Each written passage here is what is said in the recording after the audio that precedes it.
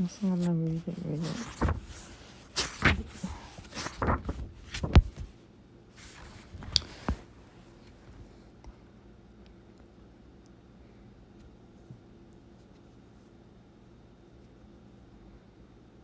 Because speaking in the name of Jesus get you thrown in jail.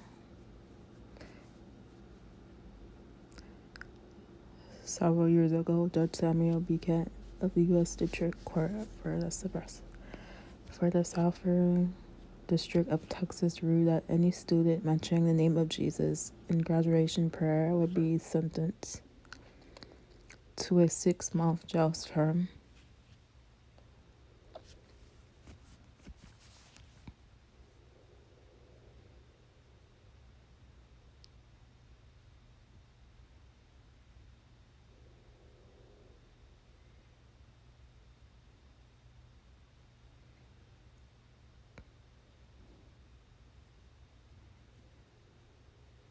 The following are the judge's own words taken directly from court papers dated May 5th, 1995. And make no mistake, the court is going to have a United States Marshal in attendance at the graduation. If any student offends this court, that student will be summarily arrested and will face up to 6 months incarcerated in the Galveston County Jail for contempt of court. Anyone who thinks I'm kidding about this order or expressing any weakness or lack of resolve in the spirit of compromise would be better think again. Anyone who realizes these orders, no kidding, is going to wish that he or she had died as a child when this court gets through with it.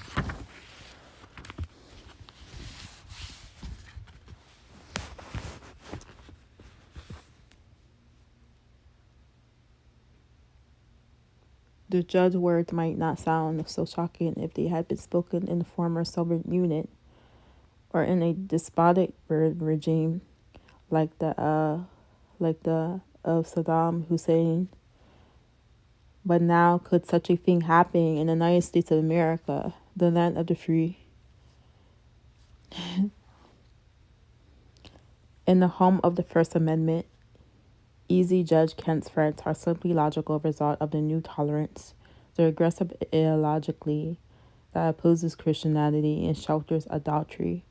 The new tolerance because it is based on the view that all truth claims are equal because they are culturally created and conditioned, must not only oppose but quench any provocation of absolute truth. This explains why the name of Jesus so often invites such strong reactions from otherwise reasonable individuals and groups.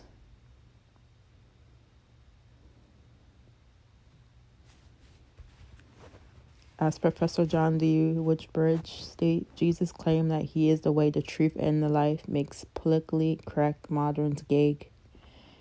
It is the ultimate heresy, and such repression of Christianity is just one of the obvious implications of the new tolerance.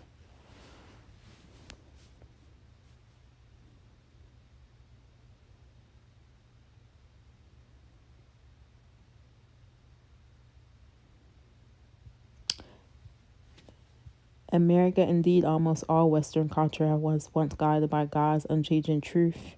In the scriptures, God revealed to mankind that there are certain absolute truths. That is, they are true for all people, in all places, and for all time. Murder and adultery are wrong for all people, Exodus 20, verse 13, verse 14. Stealing and lying are wrong for all people, Leviticus chapter 19, 11. Kindness, compassion, Ephesians chapter 4, verse 32. And humility, Philippians chapter 2, verse 1, verse 11, are right for all people.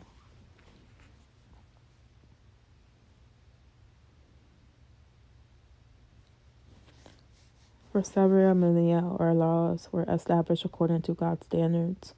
Our morality was judged according to his requirement. But that is no longer the case. With few exceptions, we now establish our standards and judge morality according to a far flexible concept of truth. One that suggests there are no absolutes, that all truth is related to and subjective, right and wrong, different from person to person and from culture to culture. Such a root is reflected in such oft-heard statements as, "No one has the right to tell me what's right or wrong.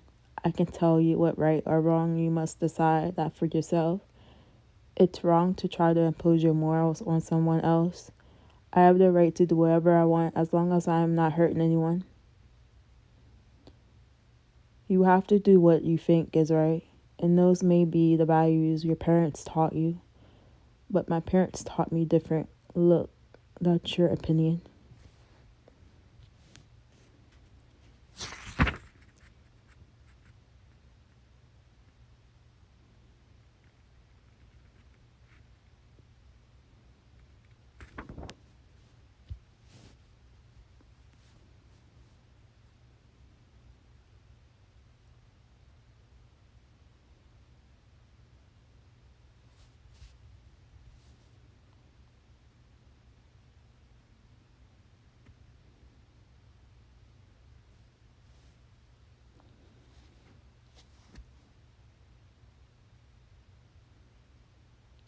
If there is no absolute moral standard, then one cannot say in a final sense that anything is right or wrong. By absolute, we mean that which always applies to all people, that which provides a final or ultimate standard. There must be an absolute if there are to be morals, and there must be an absolute if there are to be real values. If there is no absolute beyond man's ideas, then there is no final appeal to.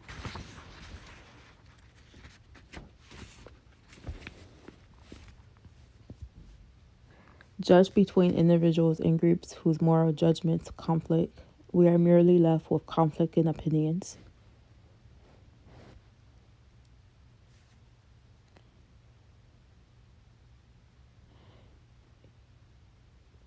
And if all that is left are conflicting opinions, well then, who are you to tell anyone that his or her opinion is wrong? And this is precisely what Spanish philosopher Fernando Salvatore referred to when he said all opinions are equal and there is no one rational way to discern between them. Thus does the new tolerance insert itself into our minds and into our children's minds, eroding the foundations of truth on which our faith and morality are based. This leaves us all vulnerable to Satan's destructive tricks, branding anyone who declares to stand for objective truth and absolute standards as an intolerant bigot who has no right to speak, a fanatic who must be silenced in order that progress may continue.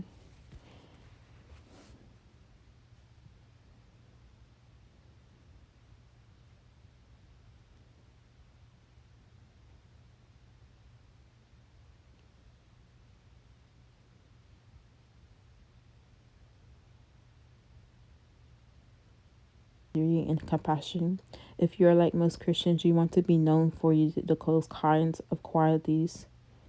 And if you are like most Christians, parents, pastors, or teachers, you desperately want to instill those qualities in your children, church, or students. But as you look around you fear that you won't be able to impart such things as honor and integrity to those who come after you. Do you know why it seems so hard to pass such values on to the next generation these days? Because some such concepts are meaningless in a culture dominated by the new tolerance. If all beliefs, lifestyles, and truth claims are equal, how can one exalt humanity as a virtue?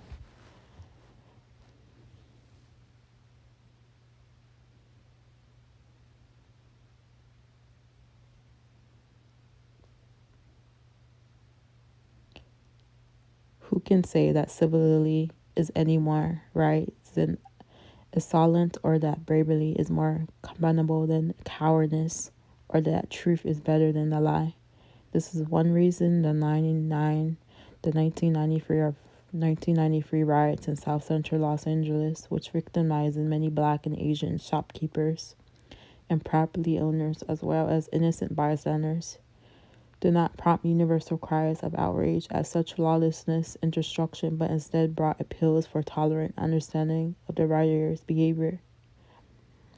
In an era of new tolerance, what more authority can pronounce such random violence as wrong? As the new tolerance increasingly displaces all other virtues, in our schools, government, society, and churches, it would become increasingly difficult to impart biblical Christian values to succeeding generations.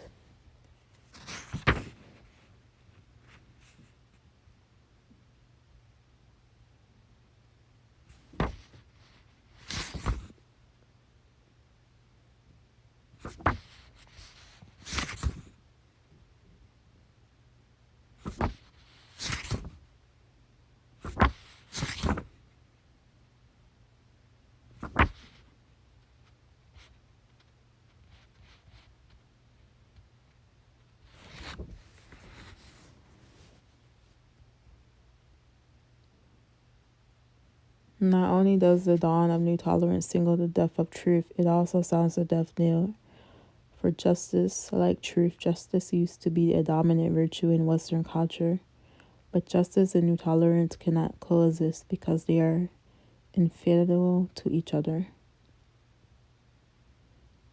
While advocates of that new tolerance might refer to justice, occasionally it cannot be the foundation of their movement, and this is for the simple reason that justice is not possible without truth. In order for someone to say that actions or words are unjust, they are assuming that a moral order apart from oneself really does exist.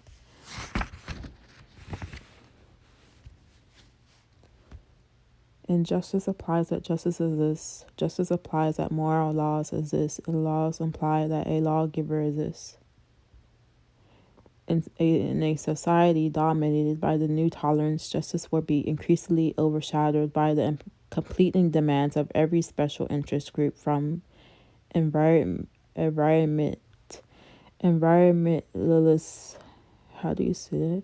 Environmentalists, human rights activists, and farmers, to gays and lesbians, abortionists,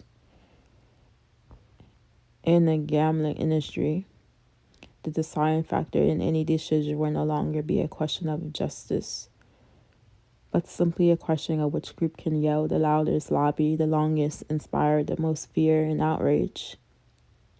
Court cases will be swayed more and more frequently by public opinion. National leaders will base their decisions on polls rather than the law or ethics, aided increasingly by a media that reports public sentiment instead of news. As a result, justice, the ethic that gives birth and success to anti-slavery, women's suffrage, and civil rights struggles of past generations will die. The word will still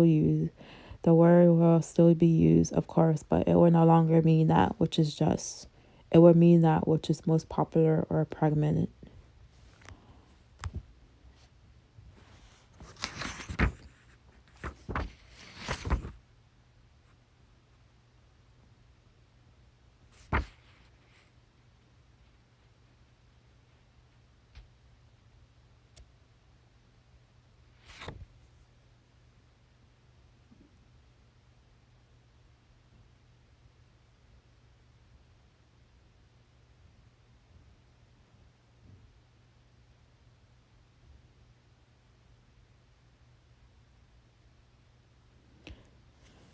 Now I'm gonna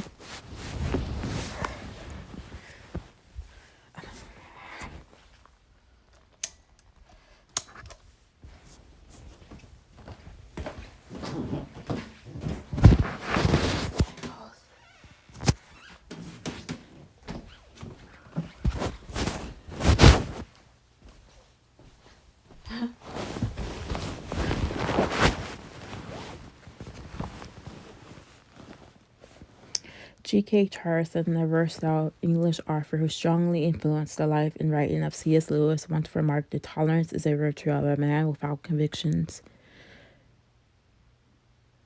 His statement points to another implication of new tolerance, the loss of conviction. The dictionary defines conviction as a state of being convinced, but if I sincerely consider everyone's belief lifestyles and truth claims as equal to my own, even when they contradict my beliefs, lifestyles, and truth claims, I no longer feel any genuine conviction regarding my own beliefs. The new tolerance requires me to admit that I may be as easily mistaken or deluded as my neighbor. If there is no truth that is more true than any other truth, then there is no truth worth defending. If there is no truth worth defending, then there is no room for conviction.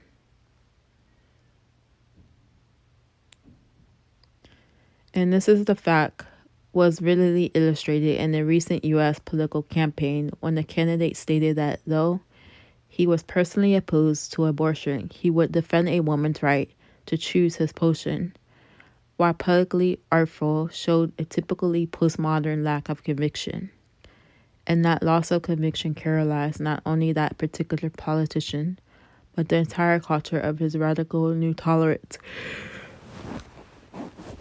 The new tolerance is not only making moral zombies of politicians and punics, it is creating a generation that is both unable and unwilling to defend the Christian faith and live a life defined by Christian convictions.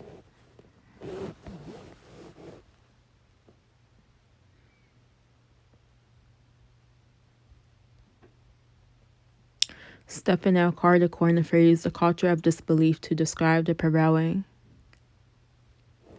hostility in Western culture toward public expression of faith.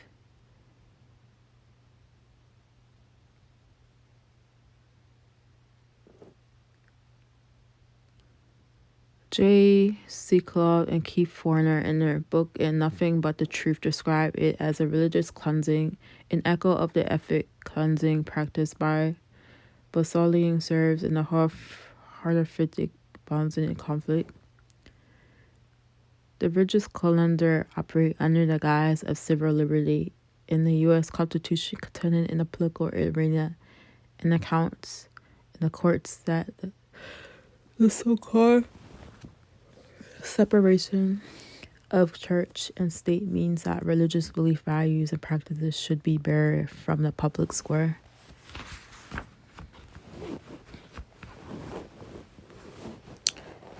Religious people can sit in their homes and places of worship and discuss political, moral, and social issues, and they can vote their consciences. But if they move beyond these borders and step into the city hall or the court or the public schools or virtually any community arena, they become trespassers, violators, to be hurled back into the private sphere, where their ideas cannot affect or even threaten to affect anyone but themselves.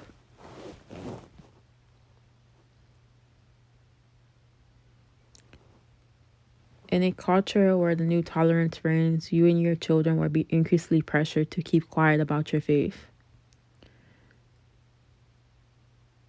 This is so what I feel like when I'm living here with the people downstairs.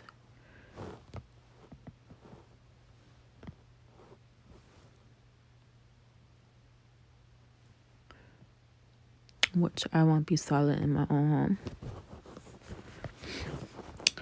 And to feel in fear because of it. You and your children will be expected to keep your morality private, and you and your children will be buried from juries and banned from public forums because your opinions colored as your opinions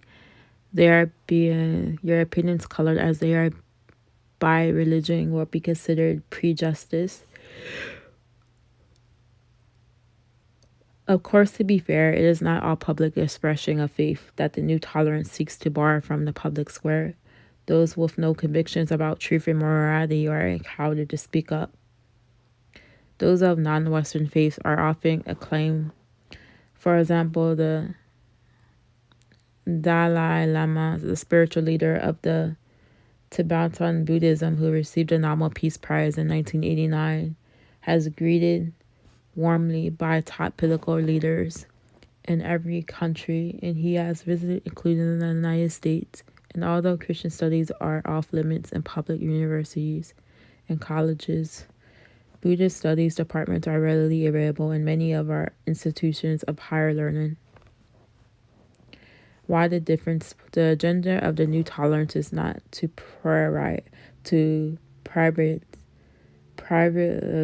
and ghettos all faiths, only those that proclaim a belief in absolute truth, primarily Christianity or Orthodox Judaism.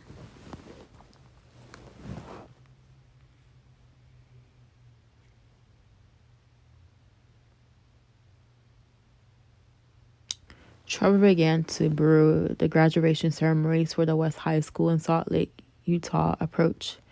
The school choir was practicing for the ceremonies. Two of the songs they planned to sing, traditional favorite at the school, contained reference to God and Lord. And one student, however, objected to the songs. She claimed that they were offensive and violated her civil rights. So she sued the school, and the Federal Court of Appeals in Denver prohibited the choir from singing the songs at the graduation ceremonies. In that innocent industry that Chuck Clausing was called the tyranny of the individual, in which one person can obstruct the rights of the majority. Coulson goes on to write, if students had been requesting the right not to participate, that is something we can all agree upon, and she could be excused, opt out as Christians often do in sex education classes, but she was demanding something more, that the majority be prevented from singing songs she didn't agree with. Under the aegis of the new tolerance, our society has created a new civil right, the right not to be offended, nor even to have to listen to compound truth's claims. And as Coulson says, further, a society that isolates itself from completing truth claims will immediately descend into oppression and tyranny. In the article, The Politics of Separation, William and Henry adds the starting observations that advocates of new tolerance consider a claim of harassment essentially unchangeable regardless of fact.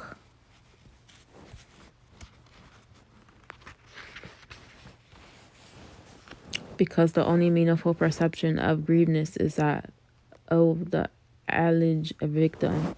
In other words, the fact or fairness of their situation don't matter. All that matters is whether someone's feelings were hurt. In such a climate, of course, you and your children will be vulnerable to charges of insensitivity, intolerance, and more, such as religious harassment. For example, if you transgress knowingly or unknowingly someone's right not to be offended or challenged. I already see that already with the people around.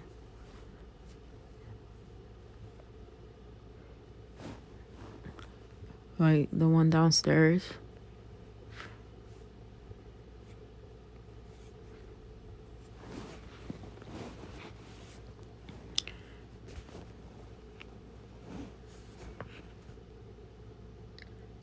Calvin J. Camp in the letter to USA Today react with shock to a new article reporting the signing of a nuclear pact with China.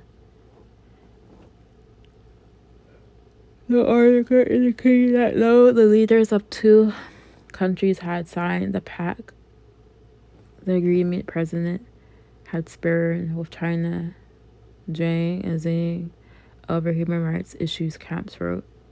It seems to be a particularly American trait to look down our noses at other cultures and problem ourselves morality superior. The Chinese approach to human rights is not wrong. It is simply a Chinese approach, and their mystic chords of memory are different from ours.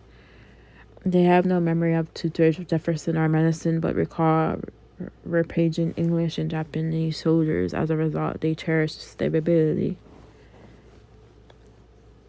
And when descendants threaten this stability are dealt with in a Chinese manner, it would be refreshing if our leaders would acknowledge this.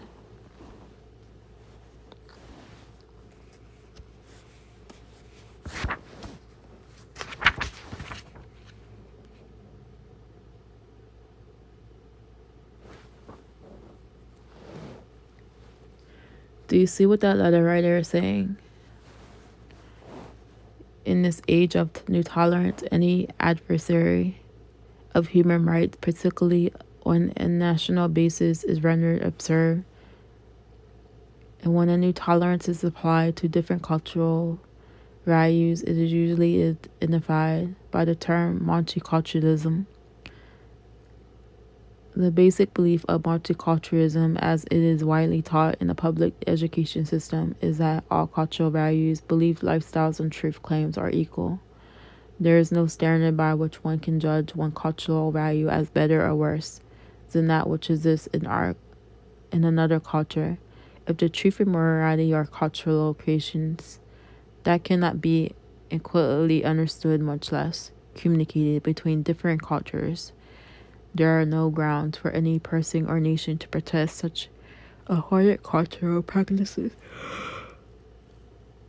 as the widow burning live living widows on their husbands' funeral pyres, or the forced abortion in infants.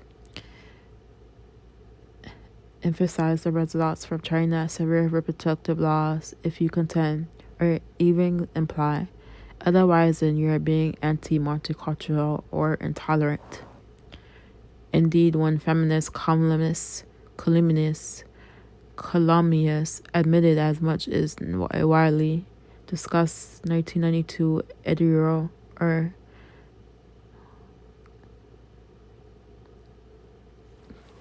I don't know that word. I don't want to say that word. It's Toridectomies, the forcible genital mutilation performed on young females in many Islamic countries, in which the clitoris is cut off, often without an anesthetic,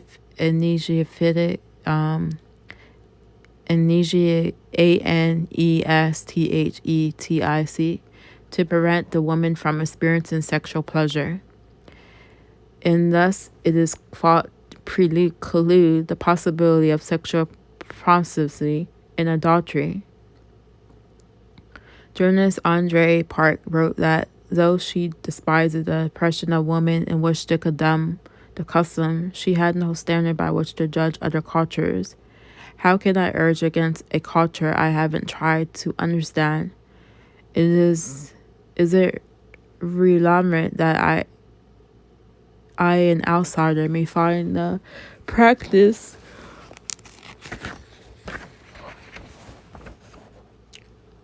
cruel, as hard as it is for me to admit the answer is no? True, the principles and ideas of the new tolerance, Park's editorial sounded the death knell of human rights. If all beliefs, lifestyles, and truth claims are culturally defined and equally valid, Park and her culture have no right to defend the human rights of those living in other cultures, nor do you or your children.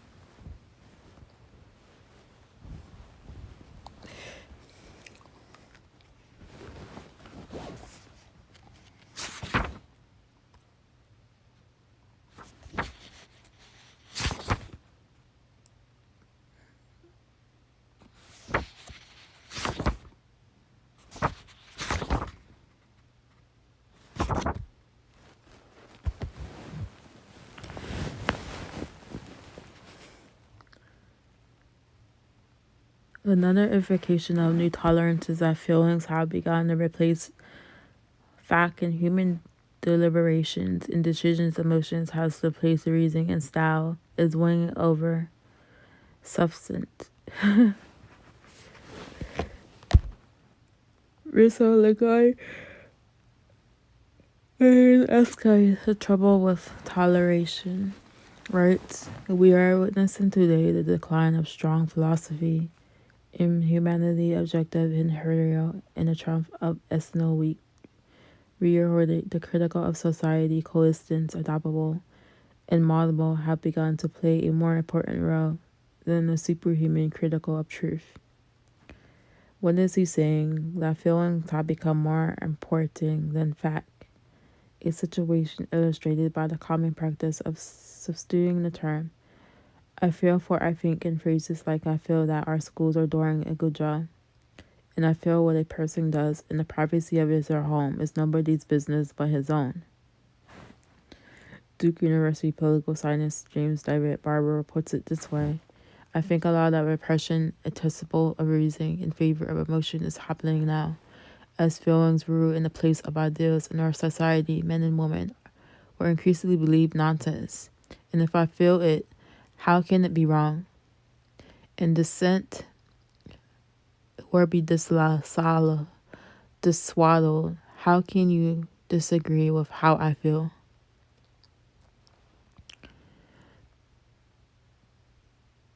The 20th century German philosopher Martin Heidegger challenged the notion that mankind enjoyed a special status over nature, and he argued that human beings are no different from any other object or being in nature. Heidegger's view have come to fruition in today's atmosphere of new tolerance, as Gordon Edward Riss points out in his book Postmodern Times. Whereas most modernism sought human control over nature, postmodernism exalts nature at the expense of human beings. While a love of nature and a concern for the environment are laudable, many environments go to anti-human extremes. David Brown, former head of the Sierra Club, sees the destruction of human life as being no more tragic than the destruction of the wild wilderness. While the death of young men in war is unfortunate, he says it is no more serious than the touching of mountains, wilderness areas by humankind. The Finnish Green Party activist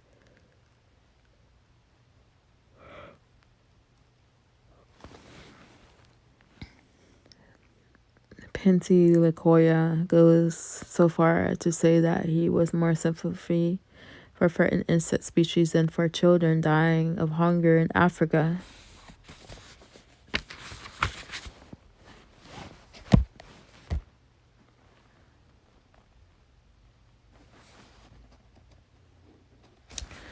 Environmental extremists have also spawned the anti-animal rights movement. In a world without absolute,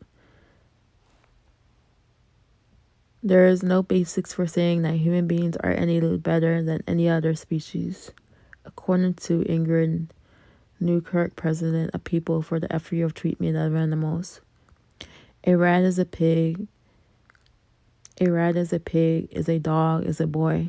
Her point is that a human child is not infinitely better and should have no higher privileges than a dog or pig or a rat.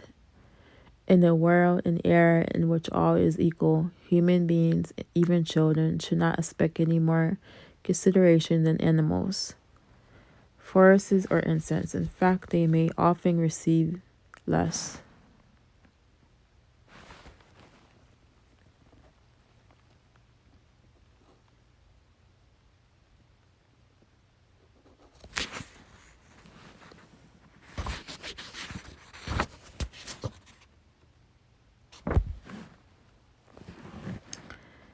A 70-year-old Canadian girl named Honest Carter decided one day recently to walk her dog along a downtown street in Orleans, and her husband, Corey, accompanied her. Nothing unusual about that, except that she was wearing no clothing from the waist up. A 70-year-old. And after nearly causing a series of traffic accidents, Ornis explained that she had decided not to wait for the city council vote regarding the issue of women going topless in public.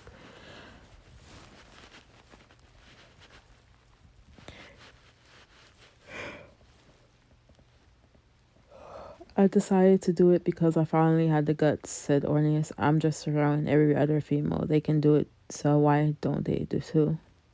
And she's right, legally at least, as a result of an Ontario court appeal ruling. It has been illegal in Canada for women to bare their breasts in public since December 1996, the pending city council wrote.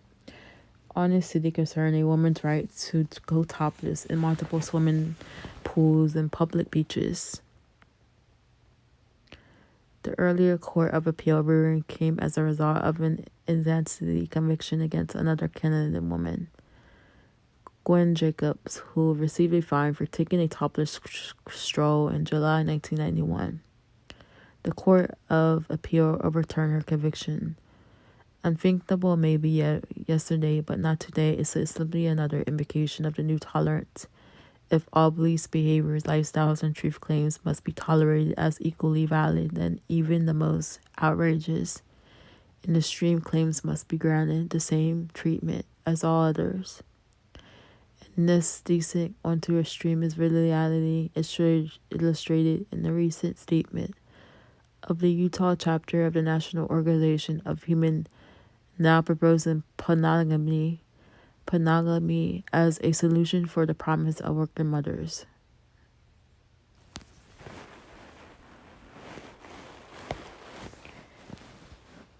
It seems like a pretty good idea for the professional woman who can proceed with their careers, and help someone as home they can trust to watch their kids. It solves the daycare problem.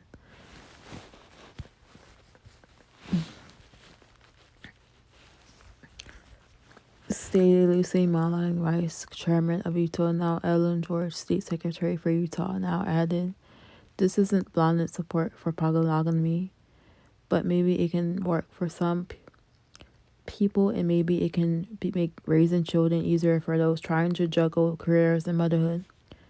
Alan Keyes, former ambassador to the United States, said in reference to a now statement on polygamy, pushing on gay marriage, "Then there is no argument, no grounds on polygamy. I knew this was going to happen. If we accept the liberal pushing on gay marriage, then there is no argument, no grounds for standing against polygamy. And we have given the game away, and we are witnessing it here in our time.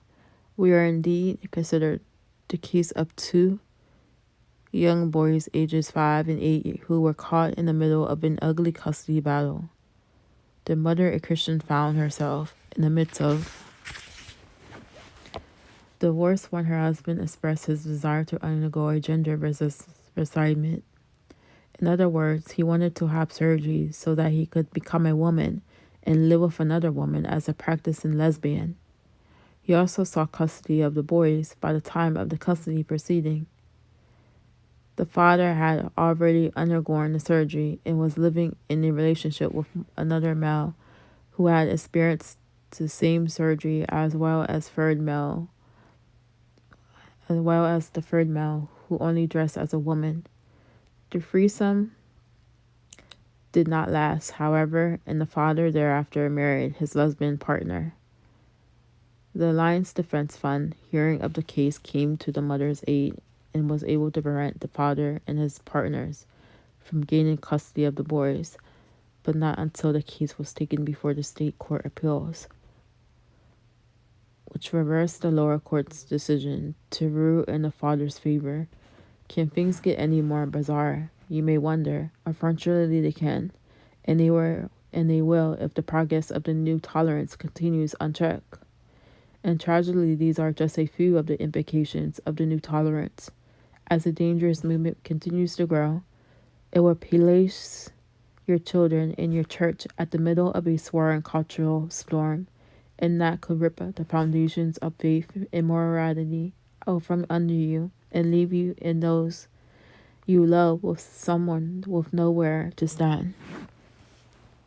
But there are steps that can be taken to stem the tide of this new tolerance.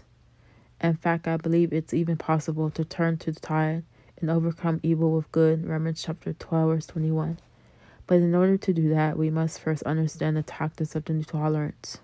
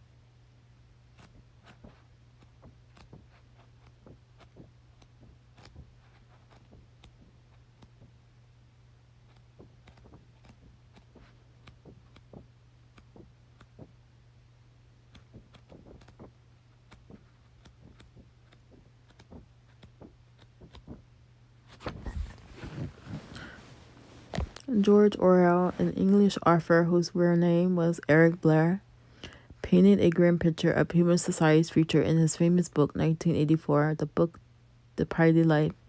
In Toleration, England called Airstrip 1 in the book, urged by Big Brother, a unconscious leader who is never seen but hears all and sees all, or all toleration society was characterized by Newspeak and Doublethink. Newspeak was a language that replaced many words with new political acceptance terms. The Ministry of Peace ran the ongoing war between the world's three surviving supergate states. The Ministry of Love administrated the secret police campaign of repression. The Ministry of Plenty dealt in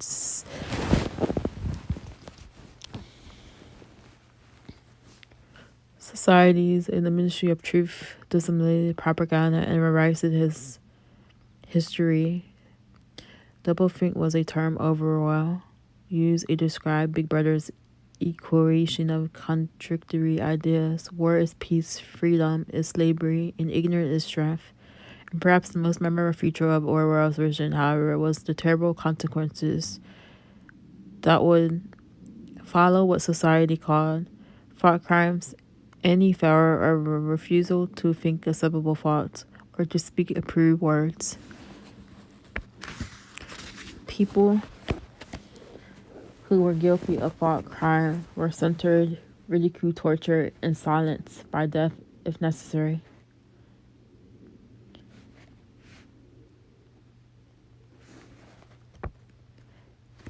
Happily, the year 1984 came and went, and Orwell's vision remained unfulfilled. The world's government did not close out into free warnings.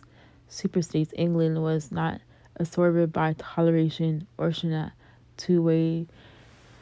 I don't understand these words.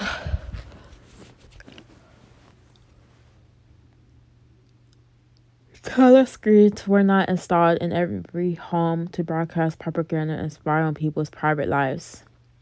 Those were, I think, them people are Big Brother. Spying.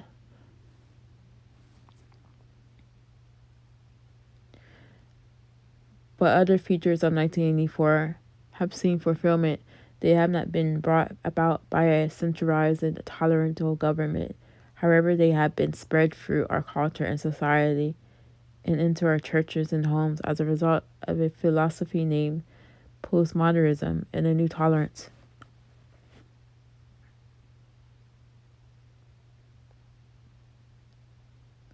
We are not suggesting that this is some kind of human conspiracy, worldwide plot carried out among government officials, financial moguls, media personnel, and educators, or there may be some who are aware of the destructive influence of the new tolerance and propagate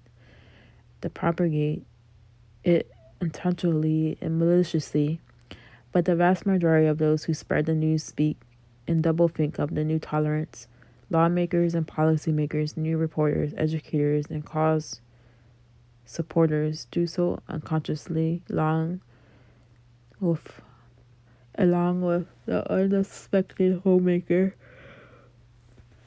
the scout leader, the bus driver, and the used car salesman, for the concept itself is fastly becoming institutionalized, accepted by the vast majority through context exposure and influence. But notice the key word, unsuspecting. Generally speaking, many who are spreading the new tolerance are sincere people trying to grapple with the depth of objective knowing about knowledgeable truth in modern society as described in chapter 3. They have been duped and they are totally unaware of it. Because the deceived do not know they have been deceived, they are oblivious to the fact that they are victims of a dangerous philosophy. But though the spread of the new tolerance is not a human conspiracy, there is a grand conspirator working behind the scenes.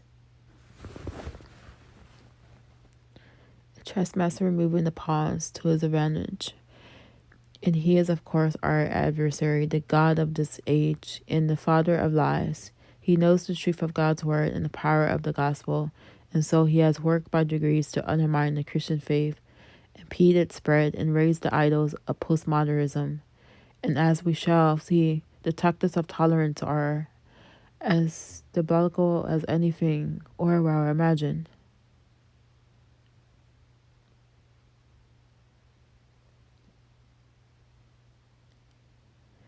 Remember the fantasy world of Alice in through the looking glass and Alice in Wonderland. One aspect of the Wonderland is similar to the world of the New Tolerance. Now I give you something to believe, said the Queen. I'm the just 115 months in a day. I can't believe that, said Alice. Can't you, the Queen said in a pitying tone. Try again and draw a long breath and shut your eyes. Alice laughed. There's no use trying, she said. One can't believe impossible things. I dare say you haven't had much practice, said the Queen. When I was your age, I always did it for half an hour a day. Why, sometimes I believe as many as 6 impossible things before breakfast. One of the most basic tactics of tolerance is the insistence that it is possible to believe in possibilities, a tactic eerily reminiscent of Orwell's 1984, in which the protagonist George Winston was tortured until he swore that 2 plus 2 equals 5. And believed it today. Tolerance performs a similar feature. Sort of fate in the minds of young and old, painting such impossibility thinking as very modern and intellectual. For example, Hinduism teaches that when a soul dies, it becomes reincarnated in another form. Islam, among others, asserts that souls spend eternally in heaven or hell. Now, basic logic, the law of non-contradiction, is that two contradictory ideas cannot both be true. But the new tolerance is grounded in postmodern thoughts, which asserts, among other things, that logic and linear thought are Western and therefore oppressive. So it is not only possible, it is necessary to believe 2 or more contradictory things at once. Therefore, in the world of new tolerance, all ideas about what happens to the soul when it dies are equally true, as are all religions, all sexual orientations, all values, and all beliefs, even though they may be contradictory. The expectations, of course, are any religion, values, beliefs, etc. That problem, the existence of objective truth, that kind of double think works well for the proponents of the new tolerance because it turns the temple of tolerance into a virtual mall of idolatrous beliefs and behaviors. It makes it all the more tempting to your children and perhaps even so you.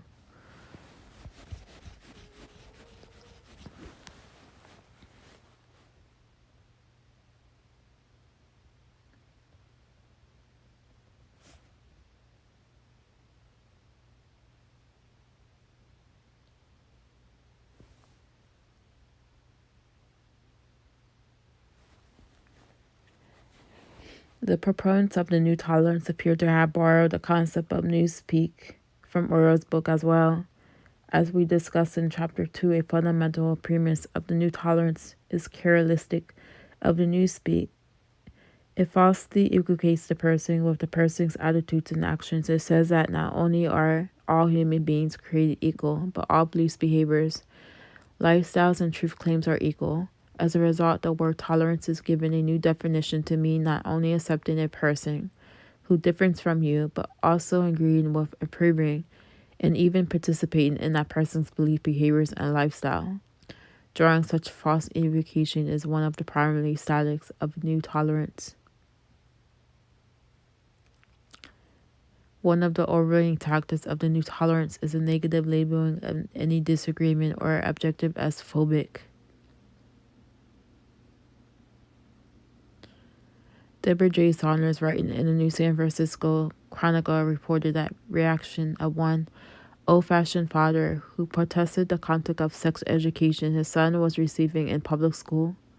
When I complained that my elementary school son was too young to understand homosexuality, the father said they called me a homophobe.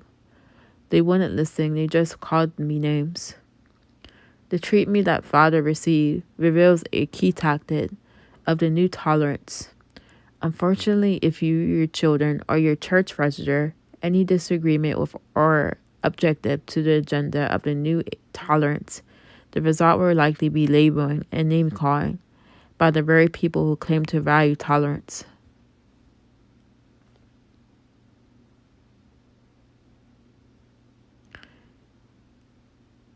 And Dr. Jim Assist, professor of the theology of Cornell University in Ithaca, New York, was accused of sexual harassment, discrimination, and abuse of power. Students staged a 6-hour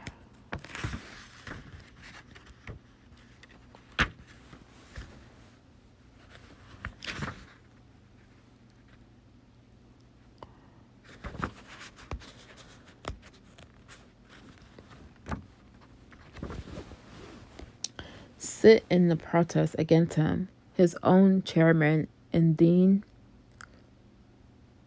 pursued charges against him. He was made to answer charges without being allowed to know what they were. He endured this stretchly of 10 investigations in 2 years. He had to stand by as the press paraded accusations against him. What was Dr. Assist's crime? He had posted flyers on campus offering help to homosexuals. The flyers offered free to students and falsely, carefully researched significant information about the cause of homosexuality and guidelines for homosexuals who wish to leave the homosexual lifestyle.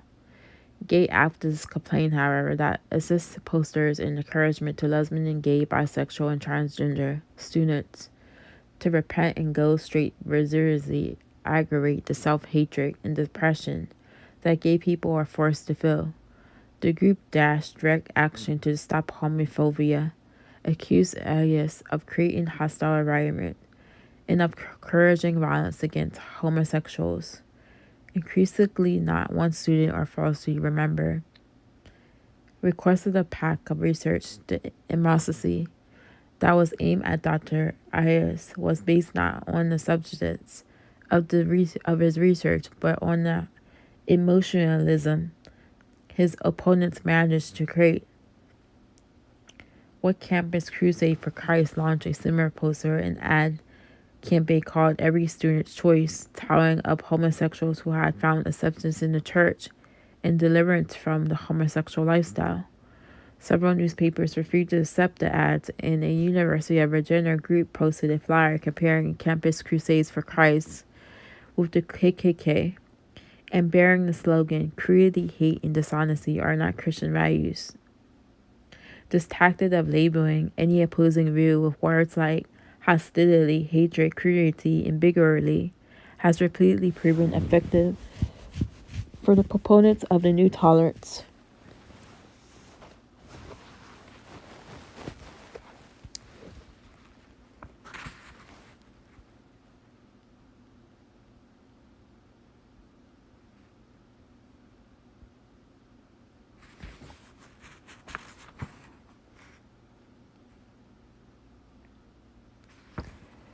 Wow.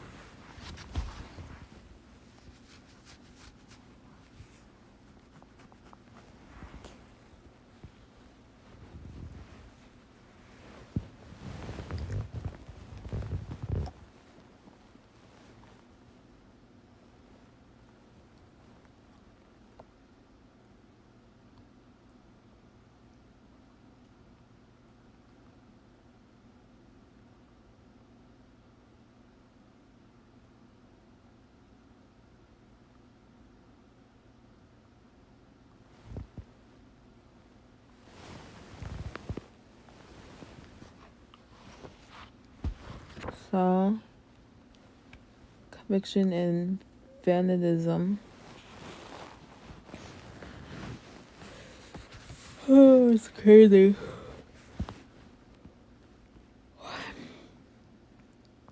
One of the necessary results of new tolerance is the loss of convictions. See Chapter 4. If no truth is any more true than any other truth, then there is no truth worth defending. If there is no truth worth defending, there is no room for conviction, and particularly religious conviction, and even more particularly Christian conviction. As a result, those who have been deceived by the new tolerance naturally viewed a person of conviction with suspicion or contempt. Dr. J. Sanders, a columnist for the San Francisco Chronicle, quoted the mother's comments about her children's public school experiences. My children's teachers say they want students to think for themselves, but when my children say they think they should obey their parents or God, they are ridiculed. What kind of diversity can you have when children are pressured into thinking the same things? But that kind of reaction to religious conviction is the only possible result of a philosophical system that contends that all truth claims are equal, except truth claims that say all truth claims are not equal. In today's climate of new tolerance, if you and your loved ones display strong Christian convictions, your convictions will expose you as fanatics, whether you feel like fanatics or not, because in the newspeak of the new tolerance, convictions are fanatical. As much as convictions apply to superior of one idea, that which is held with conviction, over all others, which is in a direct opposition to the all is equal doctrine of new tolerance. Yeah, that's how the people downstairs be acting. They're intolerant of my convictions. They're in the new tolerance category.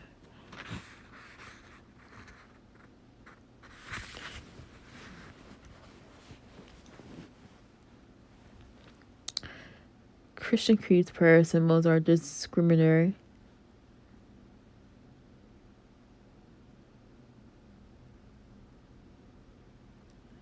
Another key tenet of the New Tolerance newspeak is the designatation of Christian creeds, prayer symbols, and similar expression of faith is as discriminatory. For example, the local chapter of Varsity Christian Fellowship on the Chariton, Ottawa University campus was expelled from the school student union, making it ineligible for funding and access to facilities, etc. The reason IVCF's requirement that club members sign the interversity statement of faith. The student union claimed that such a requirement violated a policy allowing equal access to all clubs. In other words, it is discrimination for a Christian club to expect its members to assent to a Christian creed. Or consider the case of Bishop Knox, a school principal in Jackson, Mississippi.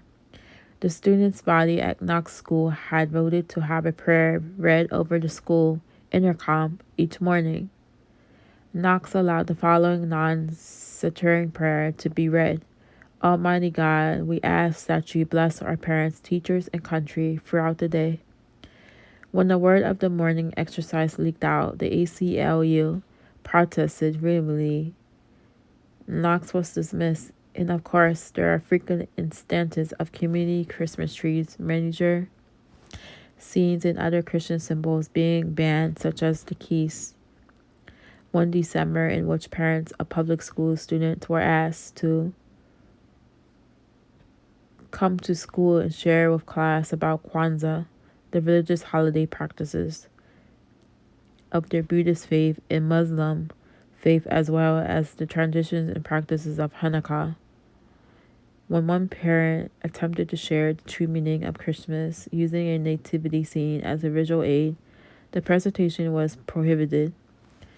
In a society dominated by the doctrine of new tolerance, in recognition of or reference to Christian creeds, prayers, or symbols, or those even remotely so, is seen as an attempt by the dominant culture, Christianity in its case, to discriminate against other cultures and faith.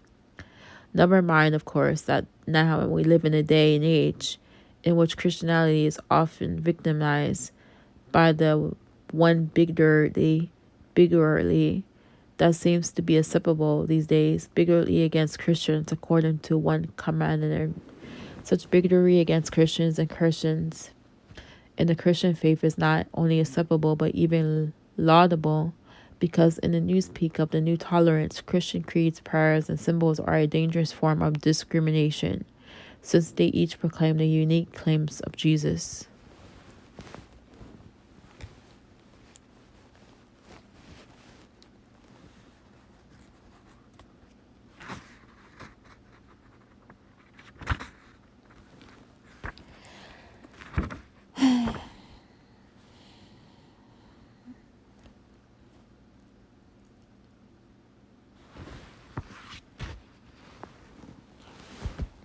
I'm just going to read this tomorrow because I probably could read it all night.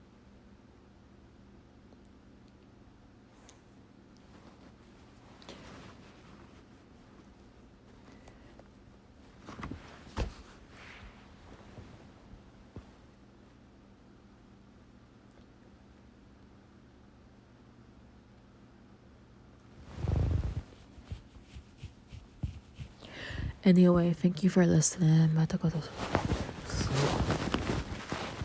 Good night.